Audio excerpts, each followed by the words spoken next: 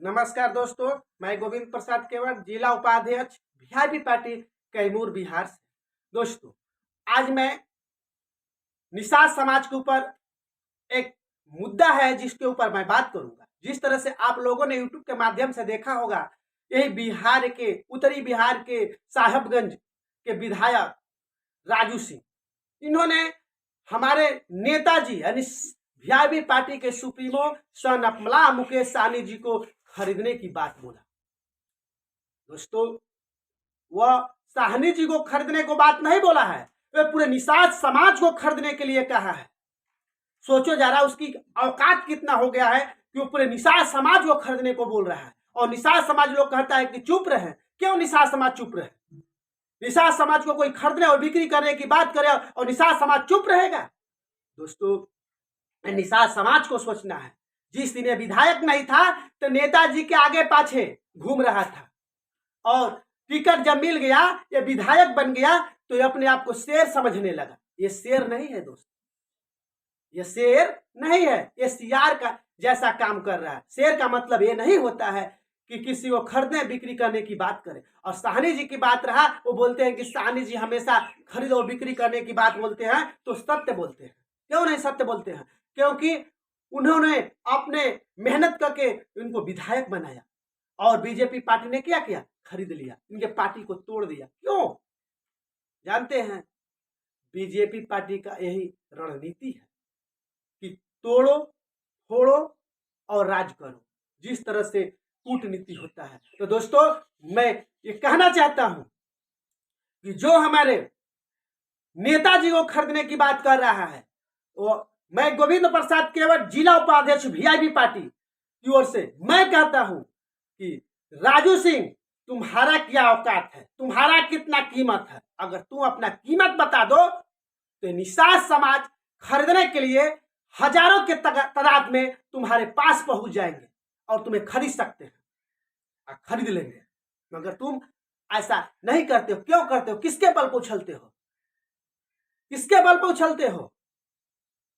उछलते हो किसके बल पर?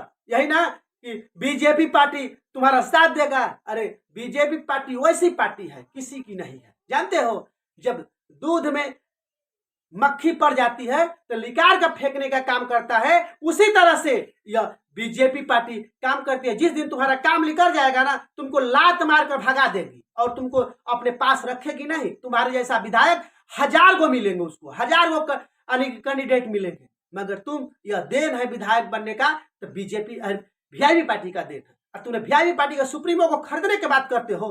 तुम जानते हो यह तुमने क्या बोला है? ये निषाद समाज के ऊपर इतना बड़ा बात बोल दिया है कि अगर निषाद समाज के तुम भेटा गए कहीं टोला मोहल्ला बस्ती में, तो तुमको इतना जूता चप्पल पड़ेगा कि तुम कहीं देखने लायक, मुंह दिखाने लायक नहीं रहोगे। राजू सिंह, तुम अपने आप को समझते क्या हो? गुंडा हो, गुंडा ही करते हो। तुम्हारे जैसा गुंडा निषाद समाज में हजारों गुंडा पैदा है, हजारों गुंडा घूमते हैं। जिस दिन अपने औकात पर आ जाएंगे तो तुम जैसे लोगों को ठिकाने लगा देंगे। मगर ऐसा हम लोग निषाद समाज नहीं करते हैं, क्योंकि निषाद समाज का वो सभ्यता है कि जो निषाद समाज प्राचीन काल में आप लोगों को देखा होगा कि जिस तरह से महान एकलव्य, महर्षि वेद व्यास जी, वाल्मीकि जी, इन्होंने क्या किया था? इन्होंने अपना इतिहास लिख कर गए हैं।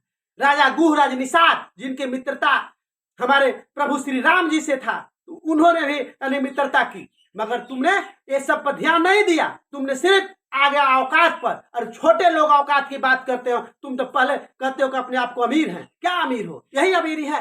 तुम औकात में नहीं हो। ये निषाद समाज के ऊपर बोलने से पहले तुमने सोचा नहीं, विचारा नहीं कि जिसके वोट से तुम जीत कर अपने पॉकेट को भर रहे हो, विधायक कहरा रहे हो, ये तुमने क्या किया है? मगर तुमने ऐसा किया। समझ लो, ज्यादा मैं कुछ नहीं कहना चाहता हूं, फिर भी तुम अपना कीमत बताओ कि खरीदने के लिए निषाद तैयार है। जितना तुम्हारा कीमत है, यूट्यूब के माध्यम से आके बोल दो कि हमारी कीमत इतना है। तुम्हें कीमत उससे 10 गुना देकर खरीदा जाएगा। क्या समझते हो राजू सिंह?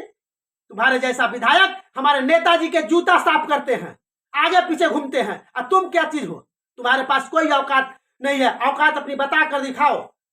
मैं इसी चंद शब्दों के साथ मैं अपने वाणी को विराम देता हूं। जय हिंद, जय भारत, जय बिहार, जय मुकेश सहनी, जय वीआईपी पार्टी, जय इंडिया गठबंधन।